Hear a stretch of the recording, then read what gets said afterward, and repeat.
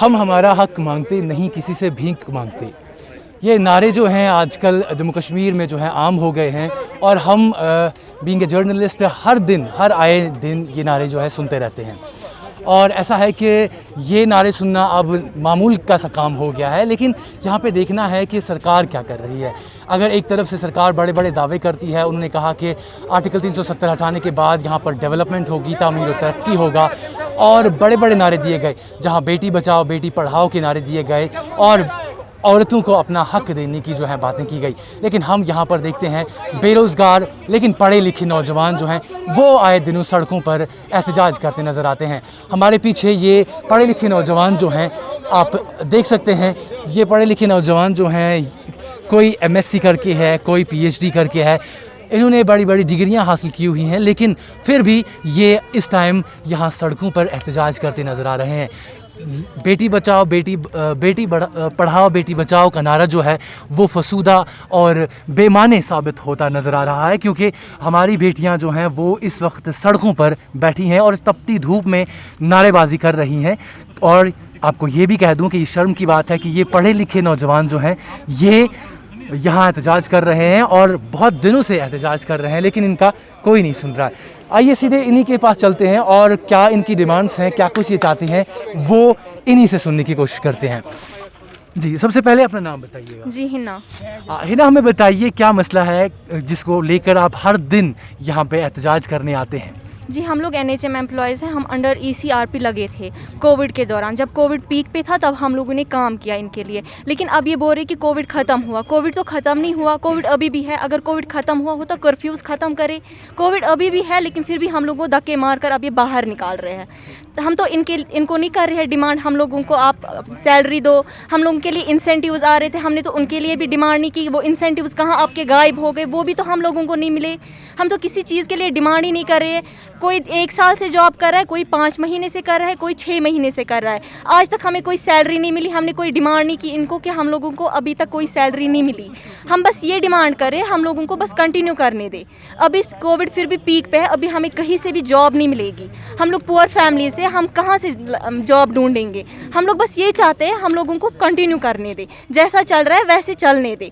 इनको खाली ECRP के लिए फंड्स नहीं है, बाकी जो NHM के अंडर आते हैं उनके लिए फंड्स है।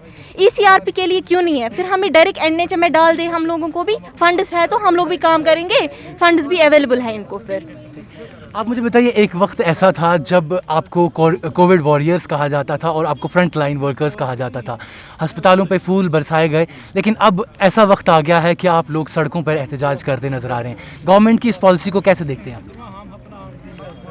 जी, हमें लगता है कि हमें बहुत बुरी तरह से निकाला जा रहा है यहाँ से। हमें लग रहा है कि जो फंड्स आए हैं वो इन्होंने खाए। जो फंड्स आए, अगर फंड्स आते NHM में मार्च टू मार्च सेशन, अभी मार्च में हम लोग को 6 महीने हैं, 6 महीने से पहले ही हम लोगों को दफ़ा कर रहे हैं। इस टाइम हम लोग इनके लिए कोई वो वॉरियर्स वगैरह नहीं है। इस टाइम हम लोग कोई नहीं है इनके हॉस्पिटल्स में। इस वक्त ये हम लोग को लात मार कर बाहर निकाल रहे हैं यहाँ से। अगर ये बोल रहे हैं कि हम लोगों को इनकी ज़रूरत है, गवर्नमेंट को ये क्यों नहीं दिख रहा है कि ज़रूरत है, हम इनको रखें? एक सवाल जो है वो हर किसी के जहन में है जब से आप प्रोटेस्ट कर रहे हैं, वो ये है कि अगर आपका कॉन्ट्रैक्ट 3 महीने या 6 महीने का था तो आप अब किस चीज़ का डिमांड कर रहे हैं कि हमें कंटिन्यू किया जाए? आपका टाइम तो ख़त्म हो चुका है। जी, 3 महीने के लिए था तो 3 महीने के बाद क्यों नहीं निकाला? 3 महीने के बाद क्यों इन्होंने हमें और काम करने दिया वहाँ पे? क्योंकि इनको ज़रूरत थी, इसलिए हमें 3 महीने के बाद फिर से रखा। कोविड पीक पे था, इनको कोई और वार्ड में जाता नहीं, इसलिए हम लोग आगे आगे थे। अब जब कोविड कम होने लगा तो अब हमें बोल रहे आप लोग जाओ। अच्छा, आप मुख्तसरन ये बताइएगा कि लास्ट में आप क्या चाहते हैं? बस हम ये चाहते हैं हमारी सर्विसेज को कंटिन्यू करें।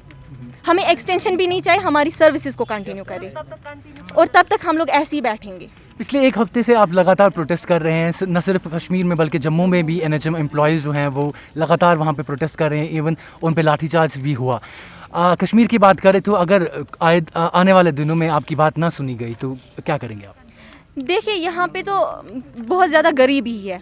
कश्मीर में कोई ऐसा नहीं है। यहाँ से तो बोल रहे हैं इनको हम लोग रोज़गार देंगे, सारे अब एम्प्लॉय जो है वो अच्छे से रोज़गार अपना देख लेंगे, ये कि लेंगे। यहाँ पे जो यूथ है जिनको रोज़गार मिला है उनको बेरोज़गारी मिल रही है अब, इसलिए तो ज़्यादा मजबूरी होता है। फिर यहाँ पे सुसाइड इतने ज़्यादा होते हैं, उसकी वजह यही है बेरोज़गारी, तो हम भी शायद उसके लिए फिर मजबूर हो जाएंगे। बहुत बहुत शुक्रिया। तो नाज़रीन किराम, ये थे NHM एम्प्लॉइज़ जो यहाँ पर प्रोटेस्ट कर रहे हैं और इनका यही कहना है कि अगर इनकी बात नहीं सुनी गई, गवर्नमेंट इंतज़ामिया ने इन्हें कंटिन्यू नहीं किया, तो वो इसी तरह सड़कों पर आ जाएंगे और अपनी जानें जो हैं वो दे देंगी। क्योंकि आप जानते हैं कि यहाँ पर बेरोज़गारी जो है वो पीक पर है और ये लोग जो हैं ये गरीब ख़ानदानों से ताल्लुक़ रखते हैं। और उन्होंने कहा कि हमने अपनी जो है कीमती वक्त, जब कोई अपने घर से बाहर नहीं निकल सकता था, हमने अपनी फैमिली से भी जो है उनके ख़िलाफ़ गए हम, और उसके बाद हम वहाँ पर काम करने के लिए निकले, लेकिन हमारी बात नहीं सुनी गई। और इनका ये कहना है कि अगर इनकी मांग जो है वो ना सुनी गई तो ये लगातार इसी तरह से एहतजाज करते रहेंगे। देखते रहिए JK न्यूज़ पॉइंट।